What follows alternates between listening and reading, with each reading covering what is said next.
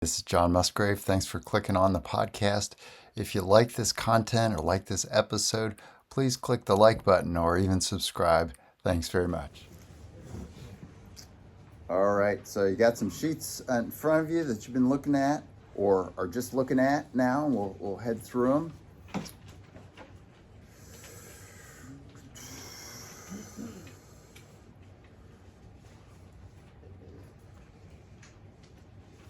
All right, so let's do our profits sheet. So what color did I do that on? Yellow. Okay, so goldenrod. Yes, there's somebody who's worked in an office. You know that color, goldenrod.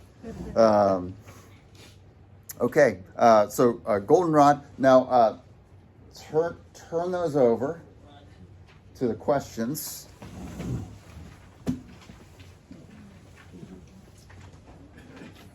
Well. Let me grab one so I can see.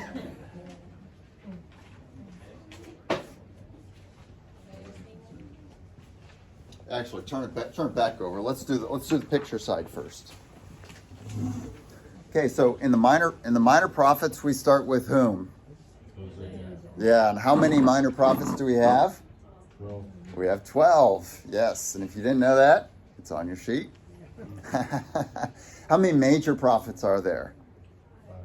Yeah, 5. And so we start with whom again? Hosea. Yep. And what's the hose have in the middle of it? Yeah, the hose has in the middle of it a hole. So we'll look at that there. And there's that hole. But it's not a hole, is it? No, it's Joel. It's Joel. Yes, not a hole, but Joel. So Hosea and Joel is our first 2 minor prophets. So we got 1 and we got 2. And then we set our hose back there with the hole in it. And what happens with this hole? Who sees this hole and can't resist? A moose, yeah, sees a hole. So there's Hosea, there's Joel, and then there's our moose, and he sees the hole, and what's he do? Yeah, the moose jumps into the hole. But it's not a moose, is it? It's Amos. Yeah, there we go. So Amos is our 3rd minor prophet, and Amos jumps through that hole there. And so there we go. We got our first through. Hosea, Joel, Amos. And Amos goes through this hole, and looks pretty perilous for him there.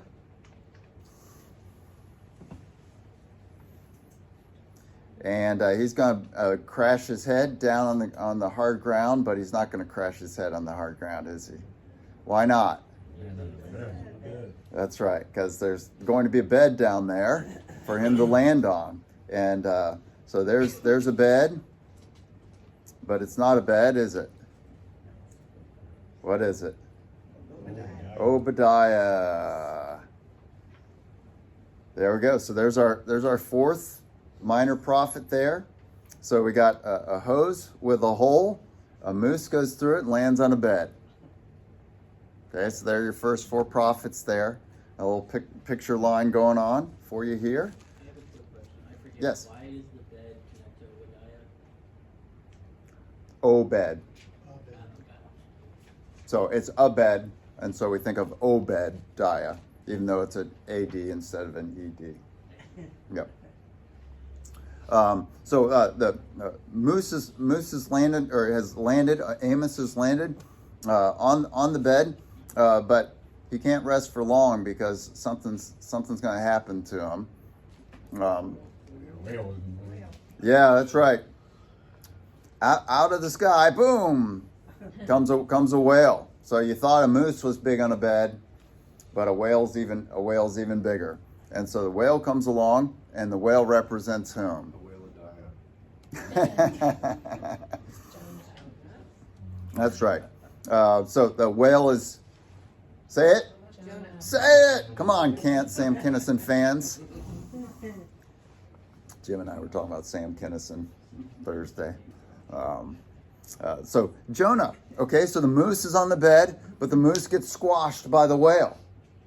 And when you think of a whale, you think of Jonah. So there we are at our fifth prophet. We've had 5 events here. So there's Jonah there, and that's an unusual thing to see a whale on a bed. So what do you do with the whale when you see the whale on the bed?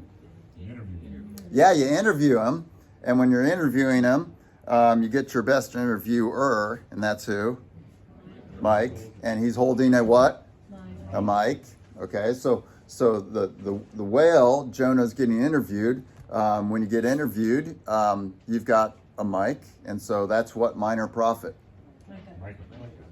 Micah. There we go. So Jonah's on the bed, and a mic gets put in his mouth, okay, to start speaking. And so that's our 6th prophet there, Micah. But this whale, Jonah, has been in the water, and he hasn't been conversing much. He's kind of antisocial. He's an introvert, and now he has to do an interview. And so he's asked a question. Before he speaks, what's he do? He clears his throat. And how do you clear your throat? Yeah, that's right. So you clear your throat. Here are the questions that come at him. Jonah, what's it like for a whale to be on a bed? Jonah, what's your opinion of Nineveh? Jonah, feeling the spotlight and preparing to answer, clears his throat and says, Okay, so when you start to be interviewed, you go, so that's our next, that's our 7th. So we're already at 7. Okay, we got 12 altogether. Our 7th minor prophet is Nahum. And then after he does this interview, he's not used to speaking and all. And so what's he feeling like when this interview comes to an end? He's tired. Yeah, and so he's tired, and he's heard from his chiropractor he's not supposed to sleep on his belly because it's bad for your neck. And so what's he do? Rolls over on his back. Yeah, he flips over. He flips over on his back. Woo, to take a nap. And so he flips over on, what's the arrow pointing to? His back, but that's not his back, is it?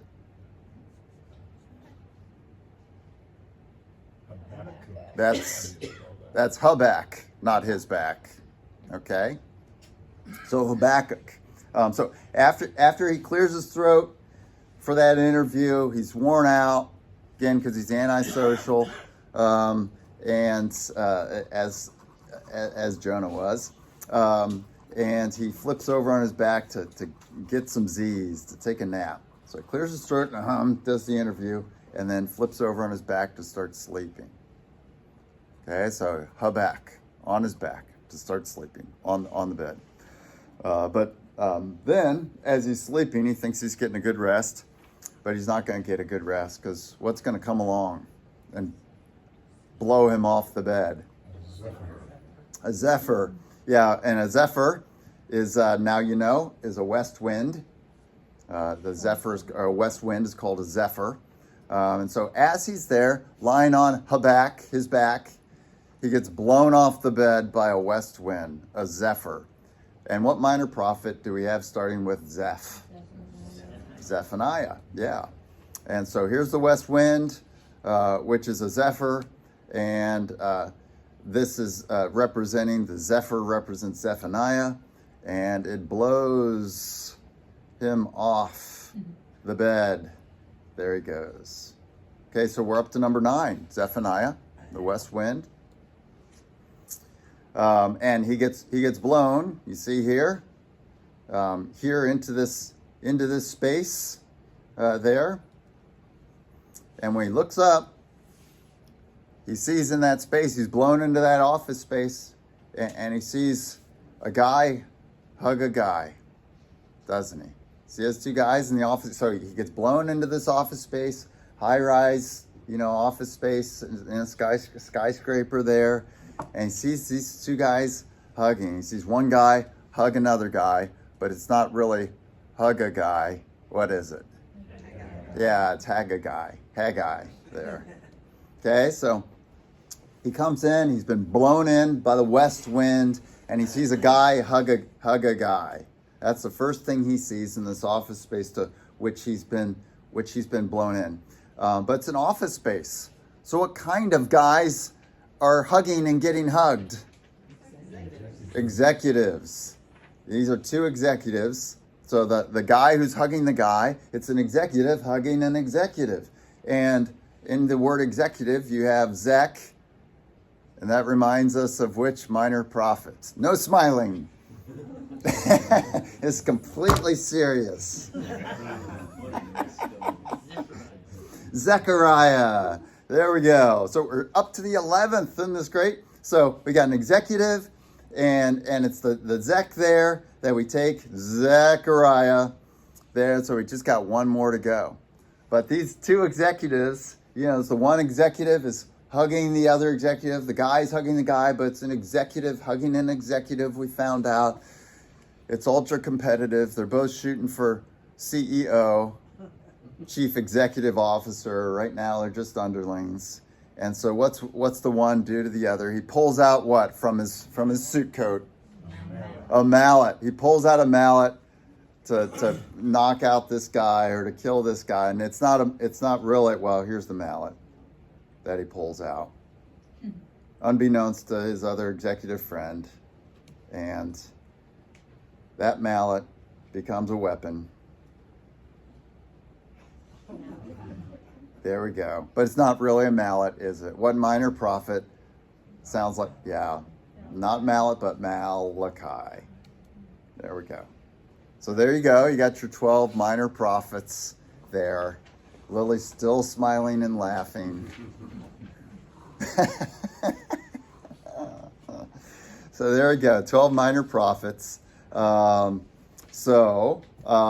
your page over.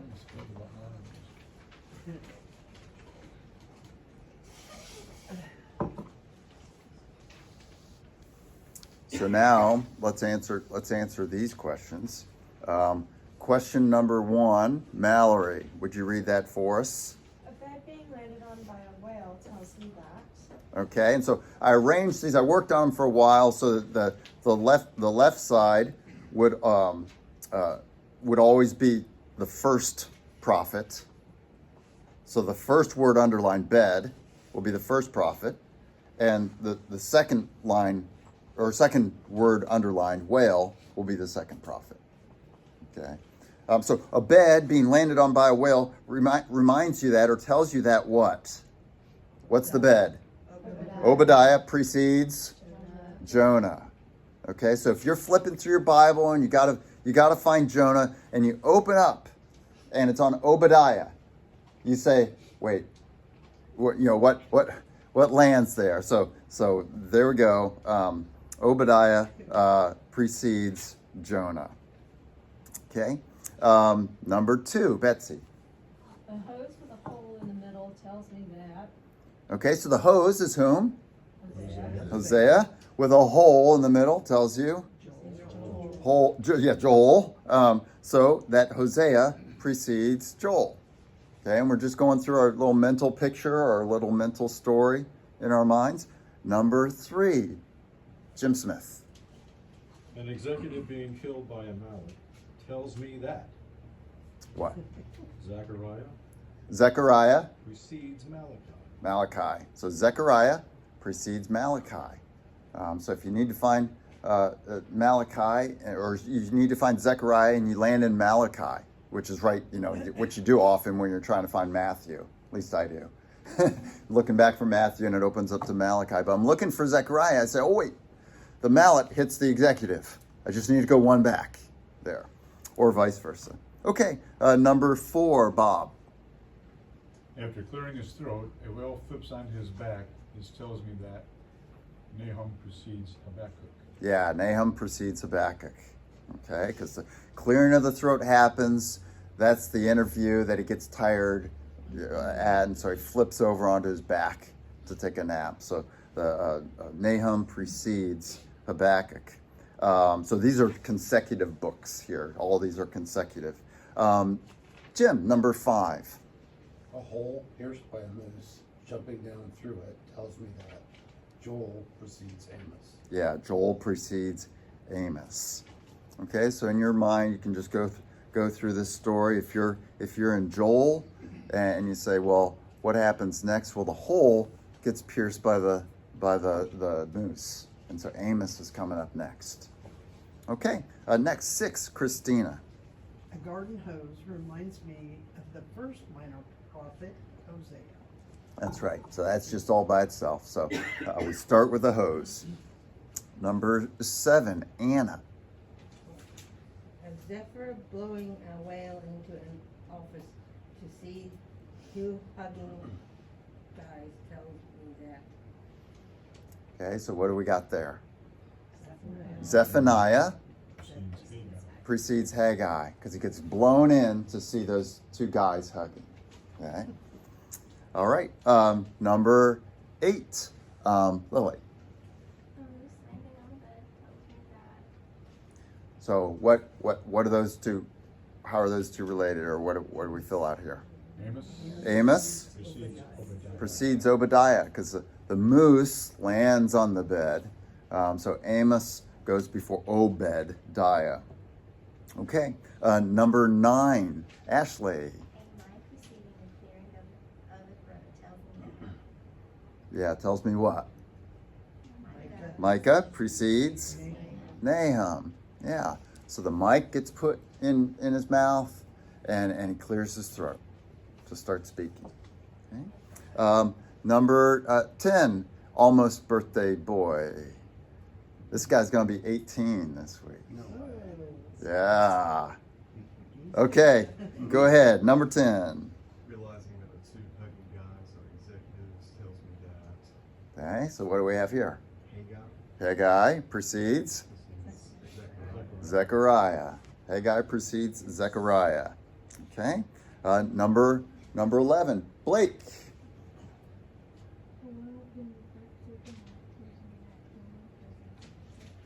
See how easy that is? So, all right, way to go, Blake.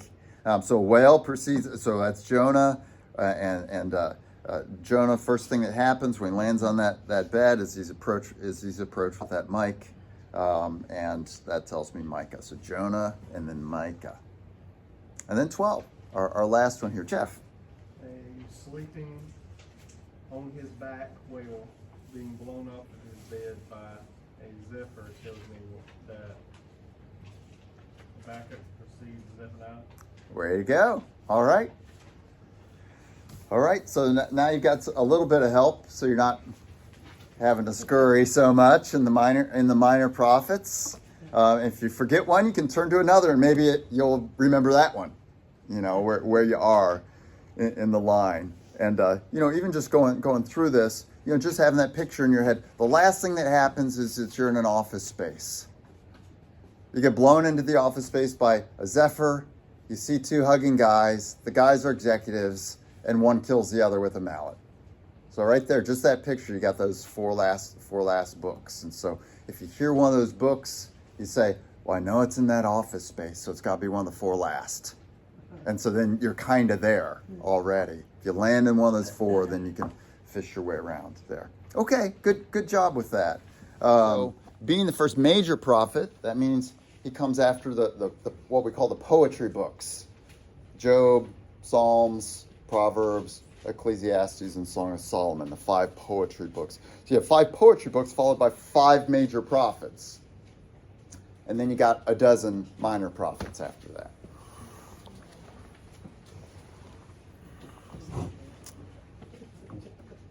Okay. Let me get us to Isaiah here. Yeah. And 12 hours.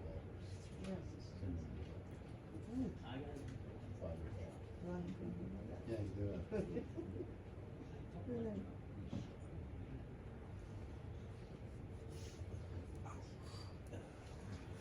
So we had talked about this last week. Isaiah has a threefold outline that's helpful for us. And so then I like this outline because then Isaiah is a big book. It's 66 chapters. And wherever I am in Isaiah, I think, okay, where am I in this 3-point outline? And the outline's not tricky to remember. It's just the first 6 chapters are what? Anyone happen to remember or know this?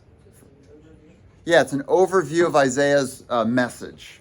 So you kind of get all that's going on. in Isaiah in those first 6 chapters. Chapter 6 is that call that Isaiah has that you might be familiar with, where he looks up and he gets the vision of heaven, and he sees the angelic host, and they're crying out, "Holy, holy, holy." And Isaiah, God says, "Who shall I send for me to my people?" And Isaiah says, "Send me." That's chapter 6. So it's kind of funny because it's chapter 6 that you get the call of Isaiah. You might expect that in chapter 1, right? But it's chapter 6. So the overview of Isaiah's message is 1 through 6. And then you can just think through, for the rest of Isaiah, you can just think through the history of Israel and that timeline. Who's the one who's bought after the Philistines? So Philistines, think David. But once you get to the prophets are speaking to a divided Israel, and the Philistines are much more in the background. They still exist as a people, but they're really not the ones who are bothering God's people anymore by the time the minor prophets come around. Philistines bother Saul, they bother David, but even with Solomon, the Philistines really aren't an issue anymore. And so we go into the next hassler of God's people is whom? The Assyrians, yeah. Okay, so the Assyrians are the next major world power. And that's what Isaiah's message is about. Isaiah's living during Assyrian dominance. He's living during the 700s. And so if you remember in your outline, you've got the Syro-Ephraimite coalition. And even though that's Syrians and Aram, what happens is the king of Judah reaches out to Assyria, which from your perspective, Assyria is up here on the map. So these guys are coming down against him. He reaches out to these guys, Assyria, to help him. And he gives money from the treasury and even from the treasury of the temple. Whoops. To get an alliance with Assyria so that Assyria will help them in that coalition. But Assyria is the nation that comes around Jerusalem during Hezekiah's day and surrounds it. And then they cry out to God and they wake up the next morning and the Assyrian army is dead. Okay, so that's when Isaiah is living. Isaiah's whole lifetime is during the Assyrian crisis. And that's 7 through 39, chapters 7 through 39. So big hunk is Isaiah's response to the Assyrian crisis, or crises. You have 2 major crises, which you've learned. The first is in 734. And what's that crisis that occurs? The Syro-Ephraimite coalition under the period of Assyrian dominance, when Ahaz, the king of Judah, reaches out to Assyria, which he's not supposed to do, for help. And then you've got 701. What's the second major Assyrian crisis? The Sennacherib invasion. Sennacherib is an Assyrian, and he's king of Assyria, and he comes and he surrounds Jerusalem. So 7:1 through chapter 39, 7 through 39, are Isaiah's response to the Assyrian crisis. And you find the Sennacherib invasion in chapters 37 through 39. The very end of this section is where we see that surrounding of Jerusalem by Sennacherib. Okay? And so that's actual narrative there, 37 through 39, instead of the more usual in the prophets. You've got these what they call oracles or speeches. Woe to you, Israel, for you do this and you do that and you do the other thing. Therefore, God will do this, or this is what God declares. That's the normal stuff in the prophets. But sometimes the prophets give us narratives. And Isaiah 37 through 39 is narrative. It's almost word for word what we have in 2 Kings and 2 Chronicles, almost word for word. There are a couple word changes in there. And so that's the middle section of Isaiah. And so knowing the history, after the Assyrian crises that Isaiah responds to in chapters 7 through 39, he looks forward to something that begins to happen during Hezekiah's day, around 700, after the Sennacherib invasion, as the next nation starts to rise. They're not rising yet, but they send envoys to Hezekiah to visit Hezekiah, and Hezekiah kind of gets them in his favor by showing them all the treasures of the palace and the temple treasury and all that kind of thing. And it looks like he's trying to form an alliance with this nation to protect him against Assyria. And this is going to be trouble in the future for God's people. And that's what the third section of Isaiah is. Instead of Isaiah's response to Assyrian crises, it becomes Isaiah's response to the what? What new nation? Yeah, the Babylonian crisis. And so he speaks forward to what will happen. And it's again, IHC's, it's a potential future. And depending on how evil or repentant God's people are, they can push this back a long time, or they can kind of have it happen right now. If they're wicked, they'll have these things happen right now. If they're good and repentant, then they can push them off longer. But God has his good plans, but it'll come. And so it actually, happens about 100 years later. So they push this off quite a long time, which is interesting.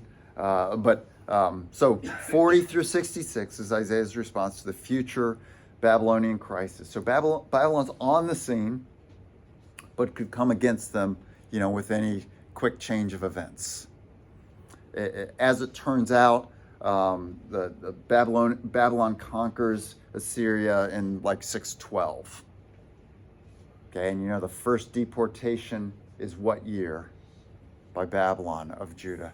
605. 605, yeah. So 612 is when Babylon conquers Assyria in a decisive battle, and becomes the major power of the region, the whole Middle Eastern area, including Egypt. Okay, so that's our threefold division. And so when you're in Isaiah, you can say, where am I? If you're in chapter 5, you're in the overview.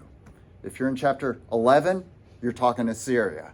If you're in chapter 40 or later, you're talking the Babylonian crisis and the return from the Babylonian crisis, the return from exile as well, you see in Isaiah.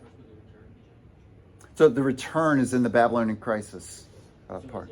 Throughout 40, chapters 40. Not throughout, it's just, and sometimes, and good, I'm glad you asked that question. When you're in the prophets, and I was talking to one or two of you about this before, the prophets are, if you're familiar with Revelation is just a prophet book, but it's in the New Testament.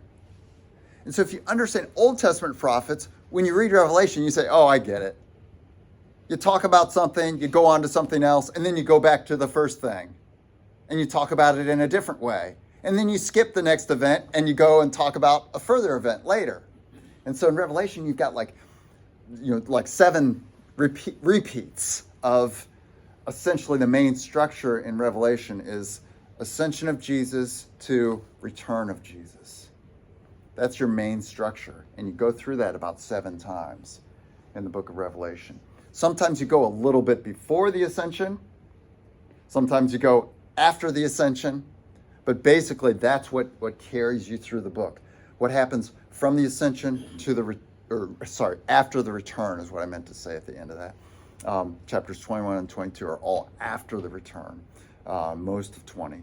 But the prophetic books are like this. And so you see God saying, I'll come to you and I'll speak tenderly to you. And then the prophet will go back into, but woe be to you, because here's what you're doing right now. And I'll come against you in judgment. But he had just spoken about the return right before that. And so you're always just looking at, that's why it's so important why we do the timeline. If you know the historical timeline, then you say, oh, the prophet is in a judgment speech right now. This is a judgment speech or a judgment oracle right now. He's recounting the sins of the people, and he's giving a sentence. Therefore, I will do this, and things will be like this for you. And so when you see that, you know you're not in restoration. You're in, he's judging his people while they're still in the promised land and giving them their potential future if they don't repent. Okay. And so to answer, your specific question, Matthew, you see this throughout 40 through 66. You see restoration oracles and then judgment oracles about right now, what's going on in Israel and why God was going to judge them for the things they were doing right now. And then you go to, what their exile is going to be like.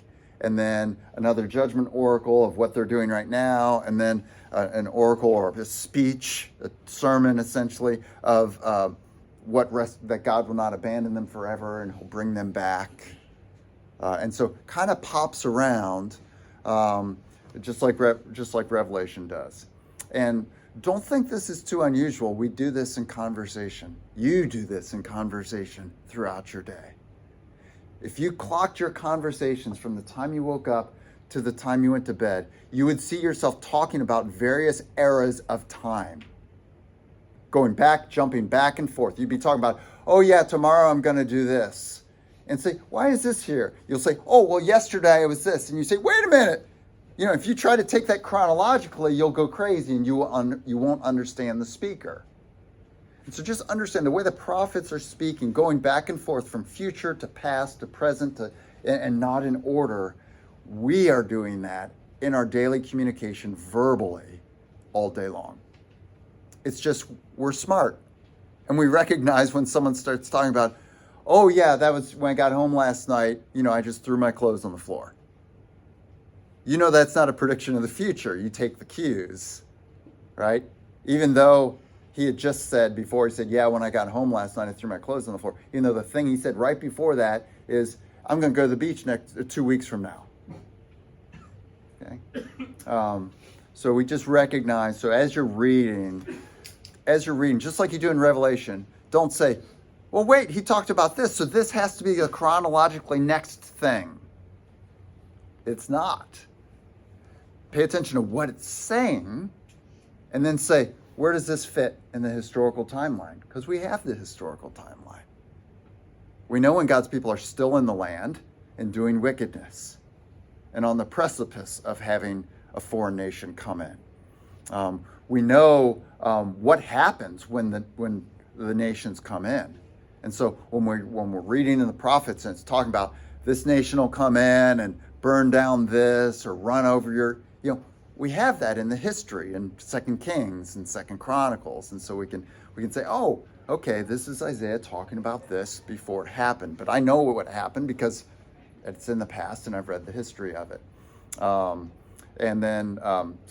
that's what we're doing there. So those are the three things there in this outline that we're looking at. Next week, what we'll do is we'll take a look at just some of the. We'll take a look at We'll look at 3 different passages that represent these 3 different periods, and then we'll be done with Isaiah. Okay. All right. Well, let's go ahead and pray.